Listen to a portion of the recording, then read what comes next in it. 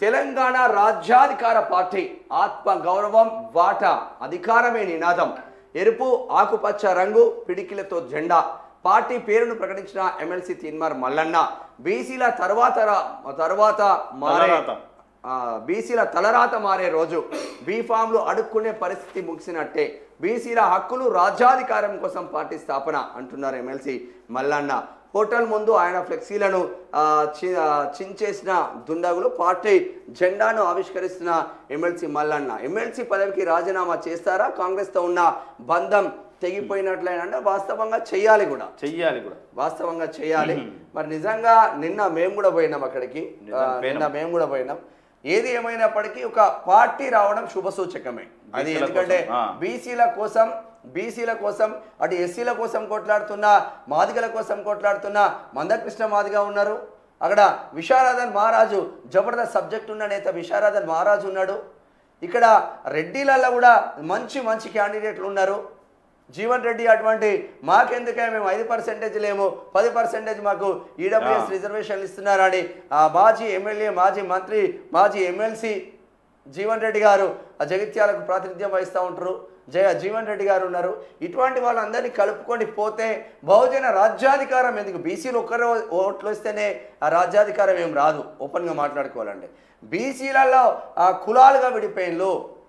కులాలుగా ఇప్పుడు పద్మశాలి కులం ఉంటుంది పద్మశాలి కులం కవితకు పద్మశాలి కులం బీఆర్ఎస్కు పద్మశాలి కులం కాంగ్రెస్కు పద్మశాలి కులం ఇక్కడ బీజేపీకో పద్మశాలి కులం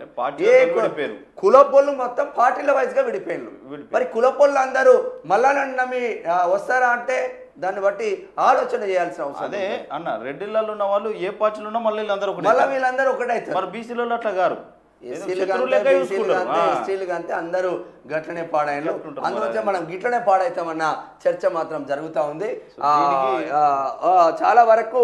నిన్న రాష్ట్ర కార్యవర్గాన్ని కూడా ఎంపిక చేసిండ్రు అధ్యక్షుడిగా ఎమ్మెల్సీ తీన్మార్ మల్లన్న ఉపాధ్యక్షులుగా రజనీ కుమార్ మా తీన్మార్ మల్లన్న టీం అధ్యక్షులుగా ఉండే రజనీ కుమార్ అన్న మాధవ్ రజనీ కుమార్ యాదవ్ ఇక ఉపాధ్యక్షులుగా వర్కింగ్ ప్రెసిడెంట్గా ఇక్కడ రజనీ కుమార్ యాదవ్ సూదగోని హరిశంకర్ గౌడ్లను కూడా పెట్టిండు కోశాధికారిగా మా కలివేముల మదన్న మేము ముద్దుగా శంకర్పల్లి మదన్న అని పిలుచుకుంటాం శంకర్పల్లి మదన్న ఉప కోశాధికారిగా కొక్కలకొండ మనోజన్న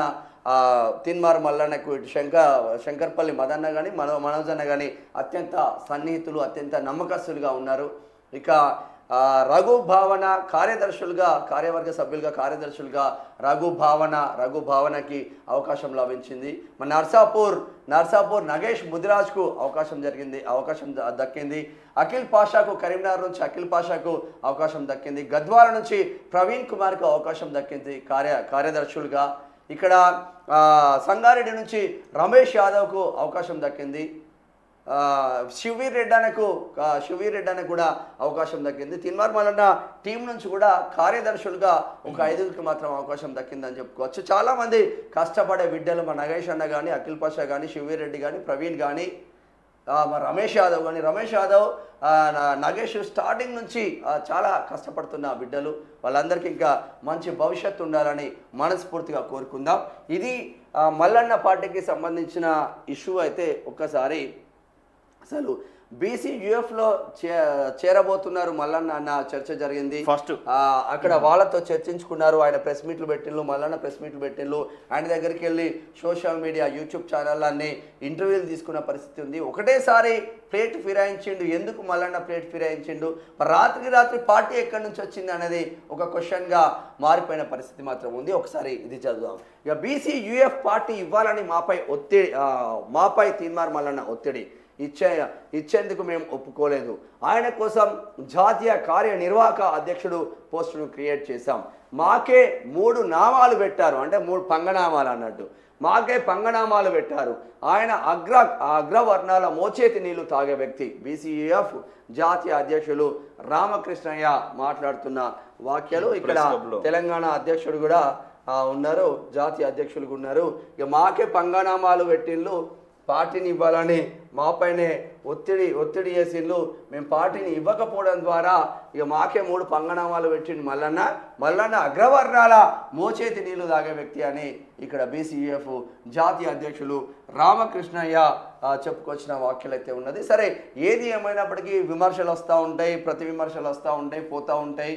ఎత్తుగడలు ఎవరి రాజకీయ ఎత్తుగడలు వాళ్ళకు ఉంటాయి. మల్లన్న రాజకీయ ఎత్తుగడలు మల్లన్నకు ఉంటాయి. మల్లన్న రాజకీయ ఎత్తుగడలు లేకపోతే ఒక సామాన్య కుటుంబంలో, సామాన్య మున్నూరు కాపు కుటుంబంలో, సామాన్య బీసీ కుటుంబంలో పుట్టిన